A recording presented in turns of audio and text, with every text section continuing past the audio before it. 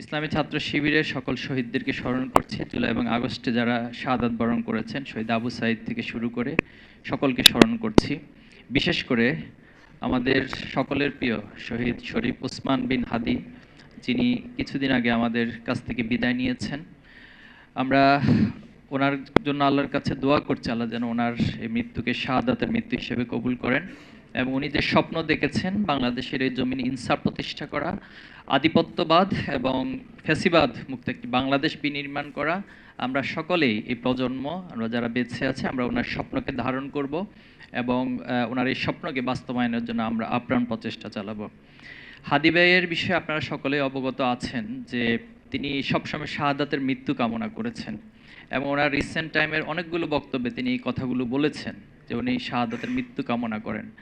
এবং মানুষ বেশি দিন বেঁচে থাকার মধ্যে কোনো কল্যাণ নেই, কিন্তু অল্প সময় বেঁচে থেকে সমাজে, রাষ্ট্রে, পৃথিবীতে যে একটি ইম্প্যাক্ট তৈরি করা যায় সেটা আমরা শহীদ ওসমান বিন হাদি ভাইয়ের জীবনী থেকে দেখেছি। এত অল্প সময়ে তিনি এত চমৎকারভাবে বাংলাদেশের প্রত্যেকটা ইস্যুকে এত চমৎকারভাবে অ্যাড্রেস করেছেন, এটা সমাধান কি হতে পারে সেই স্বপ্নগুলো দেখিয়েছেন। তো আমরা এই কথা বলবো যে যারা এই পৃথিবীতে শাহাদাতের তামান্না লালন করে, যারা সব সময় নিজেদের দোয়ার মধ্যে আল্লাহর কাছে বলে, আল্লাহ তুমি আমাদেরকে শাহাদাতের মৃত্যু দিও, তো তাদেরকে মৃত্যুর ভয় দেখিয়ে, তাদেরকে গুলি করে, তাদেরকে হত্যা করে যদি একটি আদর্শকে ধ্বংস করে দেওয়া যেত, তাহলে পৃথিবীতে, দুনিয়াতে কোনো আদর্শ বলতে আর কিছু থাকতো না। সেজন্য আমরা যারা এই কাজগুলো করছেন তাদেরকে হুঁশিয়ারি করতে চাই, আপনারা বোকার স্বর্গে বসবাস করছেন। আপনারা হয়তো হাদি ভাইকে হত্যা করেছেন, কিন্তু এই জমিন থেকে যে হাজার হাজার লক্ষ লক্ষ হাদি তৈরি হওয়ার জন্য প্রস্তুত হয়ে আছে, তাদেরকে আপনারা হত্যা করতে পারবেন না। হাদি ভাইয়ের আদর্শকে কখনো আপনারা হত্যা করতে পারবেন না। এবং আমরা কথা দিচ্ছি, হাদি ভাইয়ের রক্তের প্রতি আমাদের দায় রয়েছে। এই দায় থেকে ইসলামী ছাত্র শিবির সহ বাংলাদেশের এই নতুন প্রজন্ম, যারা বাংলাদেশকে সত্যিকার অর্থে বিশ্বের বুকে মাথা উঁচু করে দাঁড় করাতে চায় এবং আধিপত্যবাদের সকল নতজানু নীতির কাছে যারা কখনো মাথা নত করবে না, আমরা সেই প্রজন্ম তৈরি হয়েছে এবং সেই ইনসাফ বাংলাদেশে প্রতিষ্ঠিত হবে ইনশাআল্লাহ। পাশাপাশি আমরা বিচার কার্য নিয়ে যে একটি হেয়ালিপনা, উদাসীনতা লক্ষ্য করছি, এ বিষয়ে সরকারের প্রতি আহ্বান জানাবো। আপনাদের এই উদাসীনতার মধ্য দিয়ে যদি হাদি ভাইয়ের বিচার কার্য কোনো কারণে প্রলম্বিত হয় অথবা ব্যর্থ হয়, তাহলে এর দায় অবশ্যই আপনাদেরকে নিতে হবে, এটা জবাব দিতে হবে। হাদি ভাই এই কথাটাও বলে গিয়েছেন যে আপনারা কিছু করতে না পারলেও অন্তত আমার হত্যাকারীদের বিচার করবেন। এজন্য হাদি ভাইয়ের প্রতি যদি ন্যূনতম আপনাদের শ্রদ্ধাবোধ থাকে, অথবা প্রধান উপদেষ্টা তিনি জানাজার নামাজে যে বক্তব্য দিয়েছেন, হাদি কখনো মরে না, হাদি জীবিত থাকে, কিন্তু দুঃখজনক তিনি বিচারের কথাটা বলেন নাই। কেন বলেন নাই, এটা ওনাকে ভবিষ্যতে স্পষ্ট করতে হবে। পাশাপাশি কোন এস্টাবলিশমেন্টের কারণে অথবা কোন ডিপ স্টেটের কারণে আপনারা এই বিচার কার্যকে প্রলম্বিত করছেন, এখনো পর্যন্ত দৃশ্যমান কোনো অগ্রগতি করতে পারেন নাই, সে জবাবগুলো আপনাদেরকে অবশ্যই জাতির কাছে দিতে হবে ইনশাআল্লাহ। সম্মানিত উপস্থিতি, আজকে আমাদের যে আয়োজন, পাঠ মূল্যায়ন পরীক্ষা আমরা আয়োজন করেছিলাম। মূলত বছরের শুরুতে আমরা একটা সিলেবাস প্রণয়ন করেছিলাম আমাদের সকল জনশক্তিদের জন্য, এবং এই সিলেবাসের অধ্যয়নের পর বছরের শেষে আমরা এই প্রতিযোগিতার আয়োজন করেছি এবং তারই মূলত পুরস্কার প্রদান অনুষ্ঠান হচ্ছে। আপনারা ইতিমধ্যে আমাদের প্রধান অতিথি সহ সকলেই বিস্তারিত আলোচনা করেছেন, জ্ঞান অর্জনের গুরুত্ব সব কিছু তুলে ধরা হয়েছে।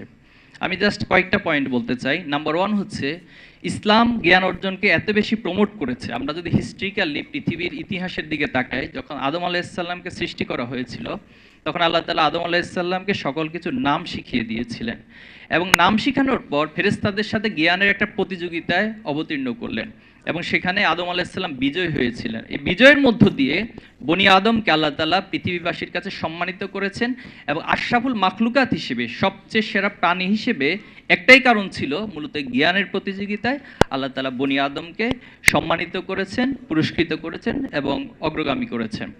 এবং ইসলাম শুধু জ্ঞানকে সাধারণভাবে মোটিভেশন দেয় নাই, বরং ইসলাম এটাকে আবশ্যিকভাবে উপস্থাপন করেছেন। আপনারা জানেন যে আল্লাহ সাল্লাল্লাহু আলাইহি ওয়াসাল্লাম হাদিসে বলেছেন, তলাবুল ইলমি ফারিদাতুন আলা কুল্লি মুসলিম ওয়াল মুসলিমাত, প্রত্যেক নর এবং নারীর উপর জ্ঞান অর্জন করাকে ফরজিয়াত বা আবশ্যিকভাবে ইসলাম উপস্থাপন করেছেন। এটা শুধুমাত্র অপশনাল কোনো বিষয় না অথবা মোটিভেশনের কোনো বিষয় না। এবং কোরআনে যে প্রথম আয়াত, সেখানে আল্লাহ তাআলা বলেছেন, ইকরা বিসমি রাব্বিকাল্লাযী খলাকাল ইনসানা মিন আলাক, অর্থাৎ পড়ো তোমার প্রভুর নামে যিনি তোমাকে সৃষ্টি করেছেন। তাহলে আমার যিনি সৃষ্টি করেছেন, সেই সৃষ্টির দায় থেকে আল্লাহ তাআলাই আমাকে নির্দেশনা দিচ্ছেন, তুমি পড়ো। এবং মানুষের যে সম্মান অথবা সমাজে কারা সম্মানিত হবে সেক্ষেত্রেও আল্লাহ তাআলা এই বিষয়টা বলেছেন, কুল হাল ইয়াস্তাবিল্লাযিনা ইয়ালামুনা ওয়াল্লাযিনা লা ইয়ালামুন। আল্লাহর কাছে তারাই হচ্ছে সম্মানিত যারা বেশি জানেন। তো এক্ষেত্রে আমরা এই যে জানার পরিধির বিষয়গুলো যদি দেখি, ইসলাম একসময় পৃথিবীতে নেতৃত্ব দিয়েছিল। আমরা যদি সপ্তম থেকে 1300 শতকের সেই সময়গুলোকে দেখি, গোল্ডেন এজ ছিল, যখন বাগদাদের বাইতুল হিকমা ছিল, কর্ডোবাতে আন্দালুসিয়ার যে জায়গাগুলো সেখানে জ্ঞান বিজ্ঞানের চর্চা হয়েছিল, এবং প্রত্যেকটা জায়গায় জ্ঞান বিজ্ঞানের যত শাখা প্রশাখা রয়েছে সবচেয়ে উৎকৃষ্ট সময় সে সময় পার করেছিল, এবং এই উৎকৃষ্টতার কারণেই পুরো পৃথিবীতে মুসলমানের নেতৃত্ব দিয়েছিল এবং পৃথিবীতে শান্তির, ন্যায় এবং ইনসাফ প্রতিষ্ঠা করতে পেরেছিল।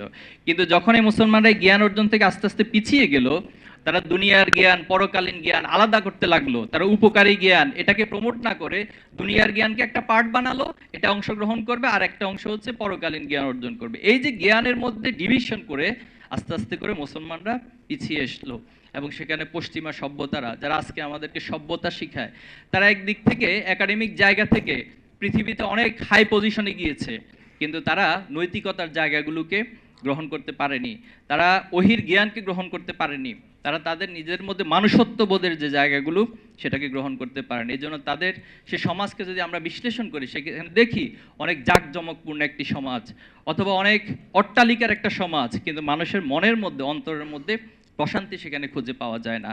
তারা একদিকে মানবতার কথা বলে, সভ্যতার কথা বলে, আর পৃথিবীতে সভ্যতার মানবতার ধ্বংসের পিছনে সবচেয়ে বেশি ভূমিকা তারা রাখছে। আজকে যদি আমরা দেখি যে ফিলিস্তিনে নির্মমভাবে হামলা চালানো হচ্ছে, সেই হামলাগুলো কারা করছে? আজকে যদি বলা হয় যে পৃথিবীতে অ্যাটমিক বোমের জন্য অ্যাটমিক বোম্বিং করে হিরোশিমা এবং নাগাসাকিতে যে মানবতার বিপর্যয় ঘটানো হয়েছে, সে কাজগুলো কারা করেছিল? তারাই করেছিল।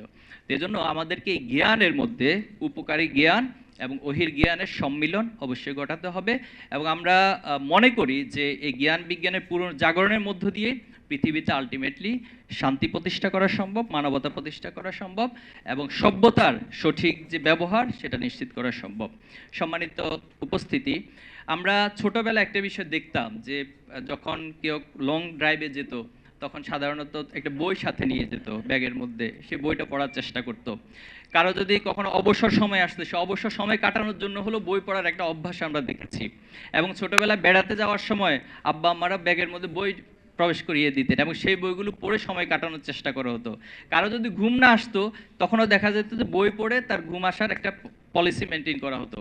কিন্তু এখন এমন একটা যুগে আমরা চলে এসেছি, তথ্য প্রযুক্তির এই যুগে, এআই এর এই যুগে, এরপর হচ্ছে আমরা ডিভাইসের সাথে আমাদের টোটাল লাইফটা এত বেশি ওরিয়েন্টেড হয়ে গিয়েছে, আমরা এখন বই পড়ার প্রবণতাটা অনেক কমে গিয়েছে। অনেক এটা তথ্য উপাত্ত রয়েছে যে বই পড়ার প্রবণতা দিন দিন কিভাবে করে কমে যাচ্ছে।